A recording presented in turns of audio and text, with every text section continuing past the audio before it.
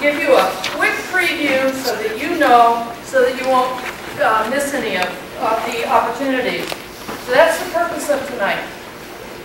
Another thing I'd like to say is I know that this is not a comfortable topic. I know that it creates a great deal of anxiety and that it can be downright scary. And rightly so. It's a huge transition for you all. You spent 16 years doing something that you're really, really good at. And now, what is this next step?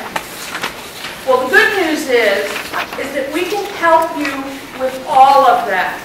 No matter what your interests are, no matter what your major is, no matter what you think your plans may or may not be for next year, we have something for you. So try, if you can, to just kind of bite it off in little pieces. You know, start early and let us help. I'm not going to introduce every one of our individual staff that's here tonight, but there are a few folks in the back of the room. We have a very healthy staff for a college the size of Middlebury. That's because Middlebury College really believes strongly in helping you all get launched well. So all I would say is please come in and take advantage of all of the assistance that there is for you. Some key points about tonight and what you're going to be listening to. First of all is how to get yourself ready for this. Secondly, some information about graduate school for those of you that are thinking that that might be what you do in a year or two. And lastly, Don's going to give you a whole interview about recruiting. So without further ado,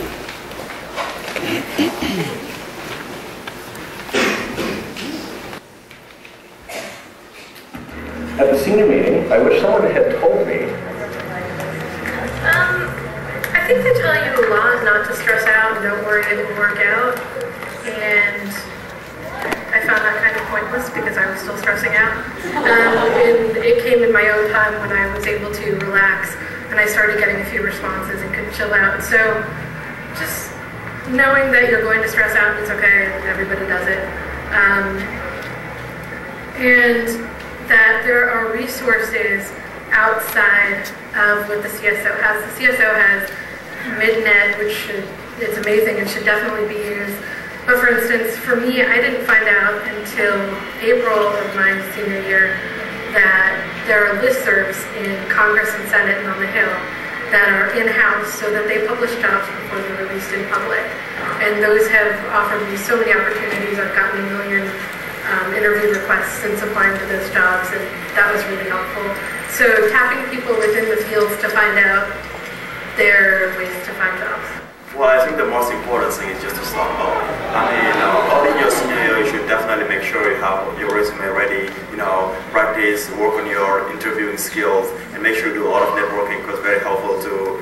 But more importantly, make sure you really know how to use your time to actually start looking for jobs very aggressively in the fall and not wait till the end of the year and so on. Okay, so I think the really key thing in here, really the best advice I can see myself giving right here is probably to start early as you can. Just make sure you work on it. I guess I wish that at the senior meeting somebody had told me that in trying to the job process, you're going to feel helpless. The ball's not always in your court. All you can do is take advantage whenever the ball is in your court. Keep in touch with people. There's going to be long pauses when you're expecting to get work and you don't get it, and there's not much you can do. So just try to get your mind off it, I guess. Last year at the senior meeting, I wish that somebody had told me that the time is now. And something that I learned in this recruiting process is that even though different kinds of jobs recruit at different times, say communications in the spring or education at a different time or finance in the fall, networking is always something you should be doing, and that is how most people do secure a really good job. So my advice to everybody after my senior meeting is that you should really go out there and start looking for a job no matter when the recruiting process specifically starts for the field you're looking into. I wish someone had told me, I guess, like when I was sitting in the audience, like you guys are watching this video, and you definitely want to be doing other things with this week rather than be bunched in here and complete your senior steps. I wish someone had told me that, this is hard, But you know, it's not as hard as you might think it is. And like when I went in there, definitely it's overwhelming to see like this page of all these places, all these Middlebury alums have gone to, and you know, hear all these stories about people who found great jobs, but it was really hard finding them. I mean, it definitely takes a lot of time, and you do have to put a lot of effort into it. But if you really want to get a job out of this school and you want to be done with it, you absolutely can.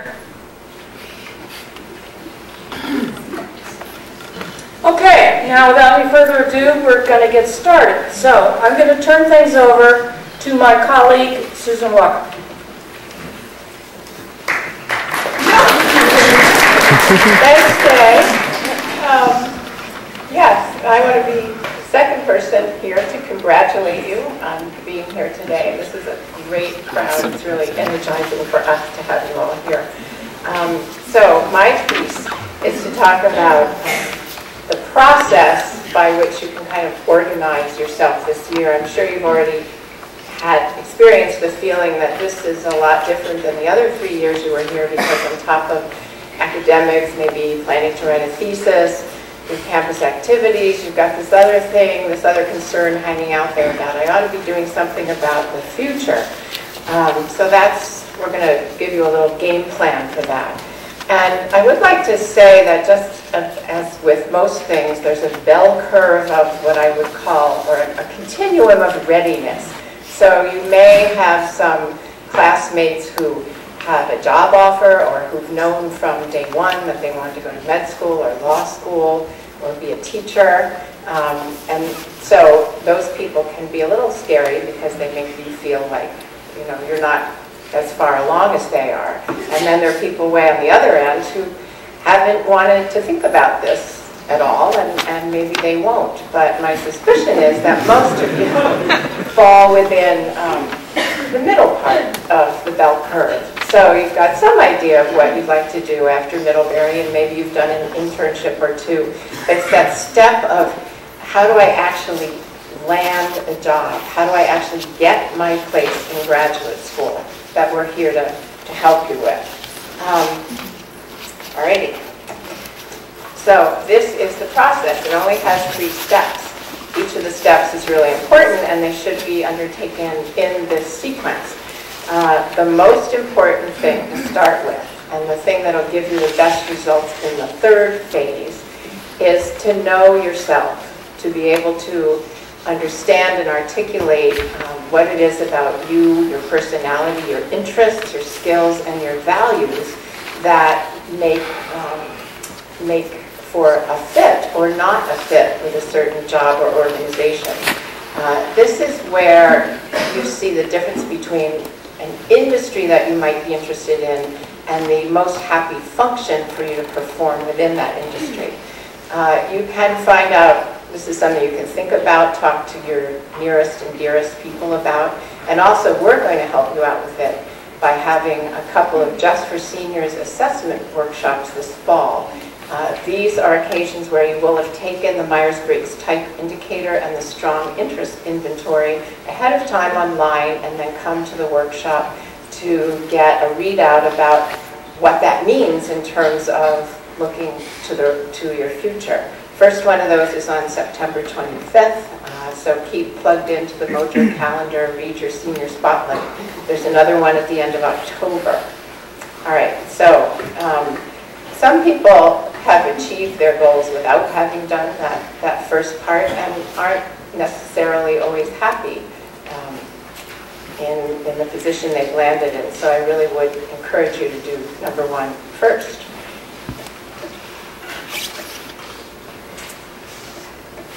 All right. So once you've found, you've kind of clarified that, then it's your time to conduct research. You have some career fields in mind. You need to find out more about them and what kind of opportunities there are. So there are 2 ways to do that, one of which is by reading. I mean, it's a research project, just like you would do for any of your classes. That involves hard copy resources, the online resources that we have.